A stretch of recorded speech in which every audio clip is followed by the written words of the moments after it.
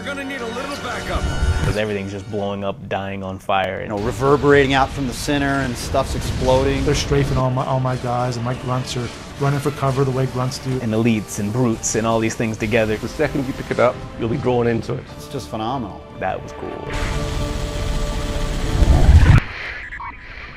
When we started Halo Wars, I think it took us a while to get into the mindset of less is more. The simple controls and simple gameplay is actually just what people want and what's more fun anyway, so we always pull back towards that.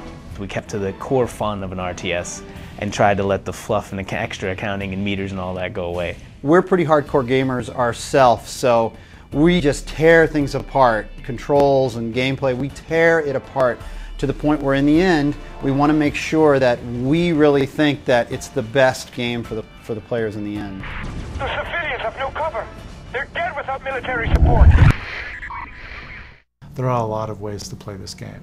The way we expect people to play the game first is the campaign. In the multiplayer, you play a single leader. You play one of 3 UNSC leaders or one of 3 Covenant leaders, and that dictates your technology tree, and that dictates what upgrades and units you can get. In the campaign, it's much freer because you're playing as the whole of UNSC, so it's more mix and match. But then they can also play skirmish. So this is kind of our repeatable game. You can have Covenant and Human on the same team playing against 2 Covenant. You can have Human versus Human. You can have Covenant versus Covenant. You and I can go online, we can grab a buddy, we can play 3-on-3 against AIs. One guy can go econ and he can actually give money to the other people and they can build the military units, and he can kind of sit back and just manage the economy and defend the bases. It's cool to have that option. They want that interaction of building up their armies with my friend is sort of my ally, and he's doing it as well, and I protect him, he protects me, and then we go out and destroy fight the world, take on the world together. I think Halo Wars, if I was to sum it up into 2 words, would be epic experience.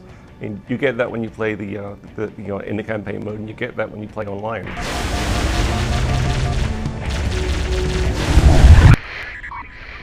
Halo Wars is a game where there's a lot of different strategies and tactics that people can choose to employ. Yes, standard tactics are your rush, your boom, and sort of your turtle, which is sort of the in-between build defenses to hold off a rush, but yet don't boom up your economy quite as much as a pure boom that leaves itself undefended. The balance of a strategy game is how good this unit might be against another unit, and usually people talk about the rock, paper, scissors balance relationship. You don't want one strategy that will always beat everything, because then there's not much strategy to the game. I like to rush other people. I'll tend to play Captain Cutter, and I'll build an elephant. I'll just start churning out infantry, and I'll be in your base attacking you within like 30-40 seconds. I'll absolutely crush you and wipe you from the map. The one I like is the dual scarab strategy for the Covenant. You can only have one of them with your default population limit. You have to actually go get a technology to increase your army size to actually get 2. But you take 2 Covenant scarabs, you can train some engineers, which are the Covenant units that heal other units.